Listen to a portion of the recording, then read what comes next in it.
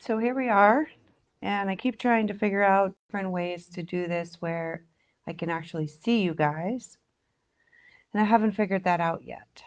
Um, but I'm going to keep trying to figure it out because I know it can be done. I'm just not sure how. So let me share this real quick, and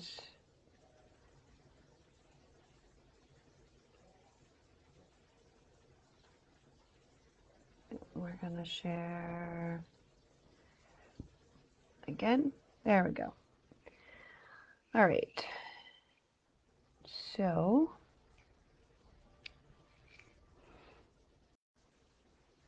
we'll wait for some people to jump in.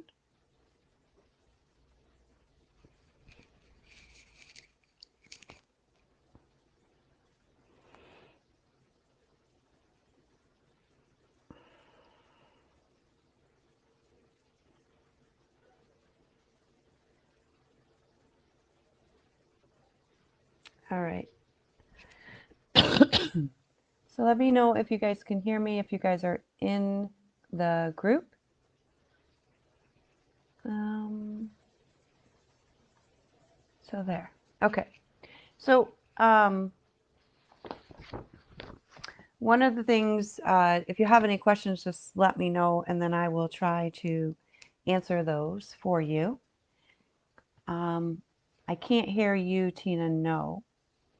But can you hear me?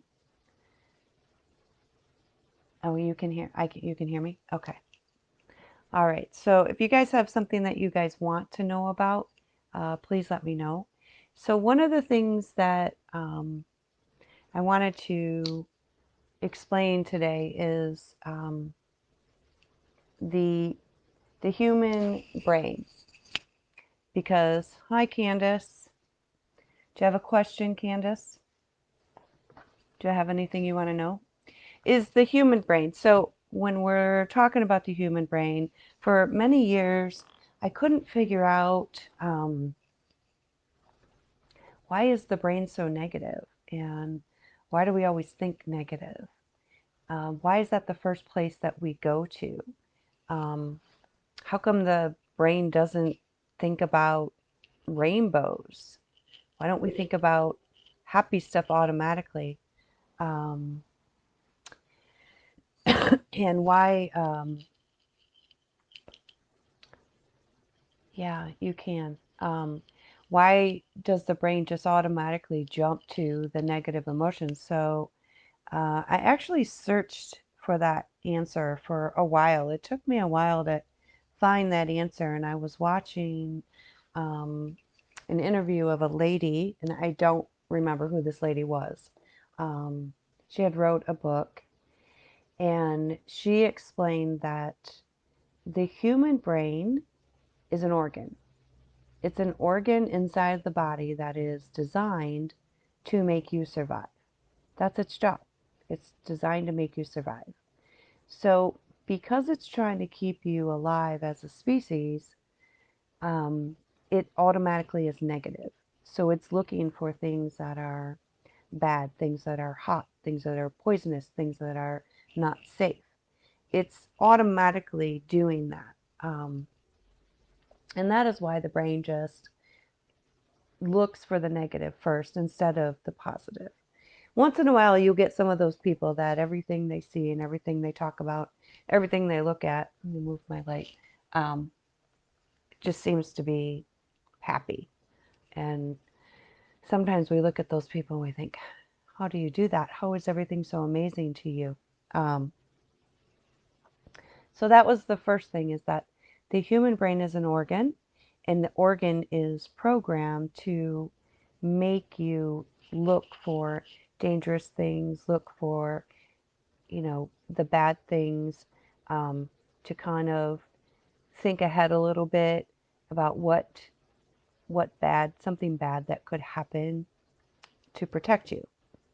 Um, so you have this brain that's already there that's kind of programmed to be negative, and then we have negative things that happen in our life. So now we got two things working against us. Most of us don't have the happiest events in life, and we have usually many of them that are not happy. So we have a series of negative events that happen. And when we have a lot of negative events in our life that happen over and over and over, um, the brain says, well, I should just start to expect that. I should just start to expect. So the brain's already kind of on the watch for negative, and then all these negative things happen. So then the brain says, well, I should just expect these bad things to happen. I shouldn't really look for the good. And this in, this becomes a pattern. It becomes a way of being. That's the pessimistic person, the negative person. It's really one, because our brain kind of naturally does that, and then two, all the bad things that have happened in their life, they're now programmed to expect the bad. So you can change it, but it takes work. And that's again where I said to start to notice your thoughts and notice if you're thinking negative, notice if everything you're seeing and looking at is negative, paying attention to those thoughts and trying to stop them or change them. The reason I tell you that you can stop them or change them is because I don't want you to feel like you have to change them. That then becomes stress and that puts a pressure on you. If you can just stop them and just think another thought or distract yourself, that's that's an okay way to do it. When I tell you to put 5 good memories in your back pocket, 5 funny memories in your back pocket, like we described the chocolate around my grandson's face, um, is because those are normally ones that trigger that happy feeling. And you don't really got to work at it, they just automatically kind of put you there. Okay. So, understanding that the brain is an organ that is doing that naturally for you, it kind of helps you to understand, because sometimes people say to me, why am I so negative? And, other people aren't negative. Well, most people really kind of are. And then we have our lives, of course, that um, don't help us be happy go lucky, positive people. So then, can you have an emotion without any reaction? You can have emotions without reactions. Okay? So, emotions basically um, are a thing that we are not taught how to deal with. We're just not taught how to deal with them ever in life. Sometimes you have some parents who were taught that, maybe some teachers, or maybe it's an aunt, and they can kind of show you a little bit. But for the most part, we're not taught how to deal with our emotions. We're taught to, one, run from them, ignore them, shove them down, or we go to the other extreme where they take us over and we overreact. Okay? So, emotions are literally an energy state within the body. Literally, that's what they are. And each emotion carries a different energy, it's a frequency. Okay? The anger is an intense emotion and it doesn't normally feel good. And it's so intense that we want to get it out.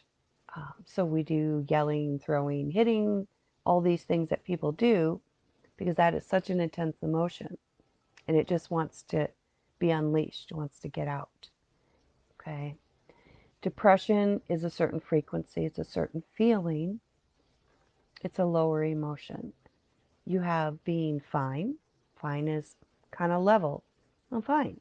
I'm not upset, I'm not mad, I'm not sad. You have excitement, which is a high emotion as well. Now, it's It's different than anger. They're both high emotions, but they're different. Excitement also is one that wants to get out because it's a high, intense emotion, but it's on the positive side. So people that are have the positive emotion, they will jump up and down. They're excited, they're happy. It's an intense emotion, right? So that's the first thing to notice is these are just energy states within the body. That's what they are. And they were only meant to be indicators of whether something feels good or something feels bad, whether something is right for us or not right for us. That's all they were really ever meant to do and meant to be. They were never meant to stay. They were not meant to stay for days, years, months. That's not what emotions were supposed to do. They're supposed to come in, show you, give you a sensation inside, and show you, this doesn't really feel very good. I should leave. That's what they're meant for. But because we weren't taught how to deal with them, they linger for a long time and they get stuck and they stay within the body. Okay? And we don't really know how to cope with them. So, the other key thing about emotions is you have to learn that just because you have an emotion doesn't mean you need to react on the emotion. You don't need to act on it. You don't need to actually do anything about it because that emotion will eventually move all on its own. It will clear all on its own. It is the old saying that time heals all wounds. And I know that kind of sounds like a cliche, but it's really true. Time does heal most wounds. Um, and if it doesn't heal them completely, it usually does make them less intense, right? So, one of the things that you can definitely do is put some time on it, give it some time to rest. So, usually, when I'm angry, and I don't get angry a lot. I mean, I might get irritated or mad, but I don't get angry like that, burning anger. Um, there's only a couple incidences where I get that. One is usually when it's dealing something with my kids, and then something with work, like the work that I do. But when I do get it, um, I'm just like everybody else. I want to yell or I want to chew somebody out or, um, I want to maybe say things I shouldn't say. So what I do is I wait. I always wait and I always put that space there. So I firmly believe that when you have those intense emotions, it is best to not react and it is best to not say anything.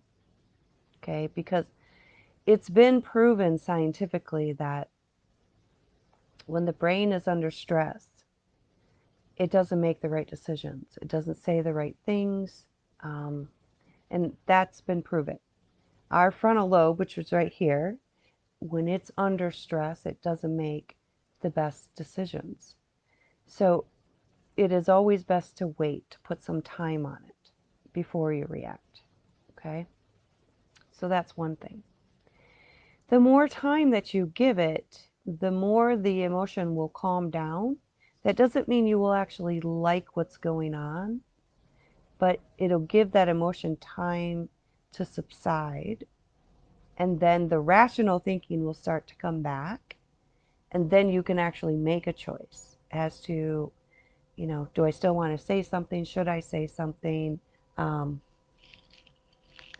and a lot of times, what I find is I end up not saying something. Because it's really the best thing. And I'm talking like if it deals with like work or, some other type of business or place like, and that can be true with family too. Sometimes it's best to not because what you're going to say is going to end up doing more damage than it would good. Okay. The other thing about emotions without reaction is. If you stop and you give it that space, it also gives you time to take the personal out of it. Okay, because usually when we're having a giant emotion, it's because some part of us is taking it personal. But remember, when I said that people act how they feel, which really has nothing to do with you. They are either feeling crappy, or they're feeling mean, or they're feeling nice, they're feeling generous. So people act how they feel. The negative emotions that we have, if you stop and you put that space between it, it lets your emotions subside a little bit. Then you're able to step back and you're able to look and go, I can now see why they would do that. I can see that, maybe they have this or that or this going on. Maybe this is just how they are, and this is how they treat everybody. So none of it really had anything to do with me, anyways, right? And I find that the more you can step back and observe in life, okay, not taking things personally, but the more you can step back and observe, the less reactive you will be. The more you understand that people act on their level of functioning, the more you stop taking it personal. See, because when you stop taking it personal, what happens is you realize that it has nothing to do with you, that you don't have to do something or you don't have to do anything. And then you stop becoming the world's puppet, right? If I'm taking everything personally and I'm kind of getting hit by all these emotions, and then I'm having all these thoughts about me, then I'm going to be a mess. I'm going to be upset. I'm going to be mad. I'm going to be sad. I'm going to be all these things. When I stop taking it personal, I get to step back and I get to think, maybe it's not me. Maybe that's what they're dealing with. Maybe that's how they feel.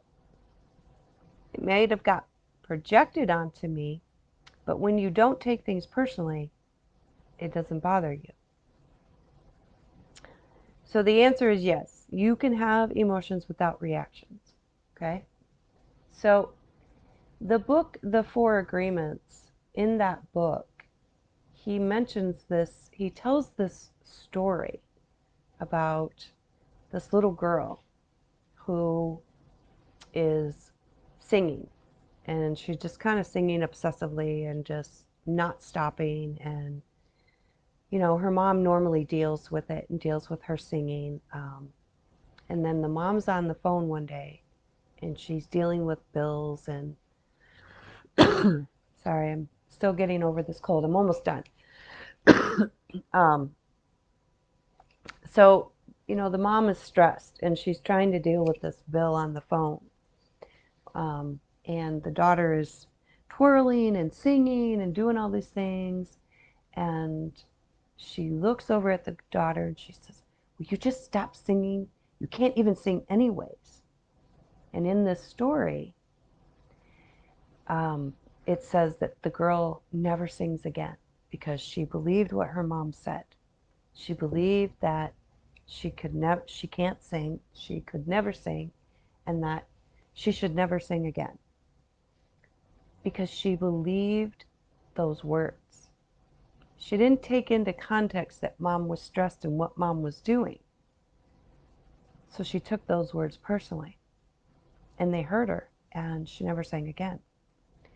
So that's what I mean by, of course, the child can't really do that at that age, but if you can just stop for a second and kind of step back and look at where the person's coming from. Mom is stressed.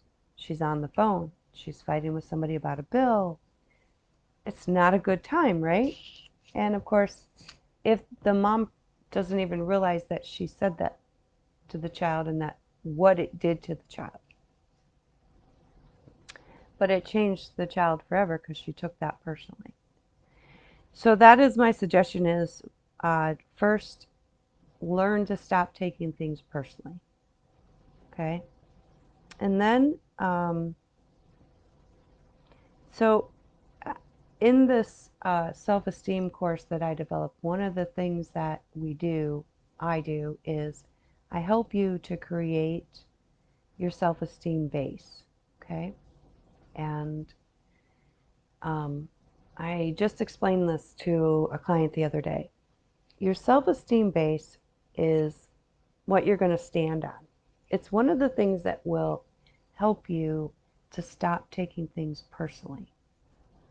Okay? So you could imagine it being a square. You could imagine it being a circle if you want. But this is going to be our base. This is what we're going to stand on. Okay? It can be a star. It can be any shape that you want to make it. Whatever works for you. You can make it any color that you want. You can make it of any material that you want. You want it to be marble? Do you want it to be cement? Whatever you want to imagine your base to be, whatever you want to imagine your base to look like. Okay? Just pick something that fits for you. You might want it to be a purple sparkly star, which is perfectly fine, whatever you want. Okay?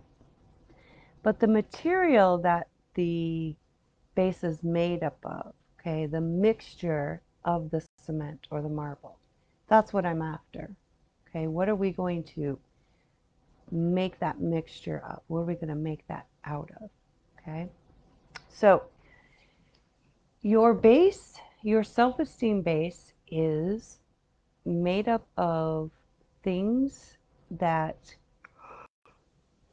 can't be taken from you. Okay, so like I can take your car, I can take your house, I can take your clothes, I can take your clothes style, right? I can take all these things, these outside things. Those can all be taken from you. Not that they are going to be taken from you, but they could be taken from you, okay? We don't want those things in our base. We want things that can't be taken from you. So these are things like, are you nice? Are you a kind person? Are you dependable? Are you funny? Are you a hard worker? What are some of your core characteristics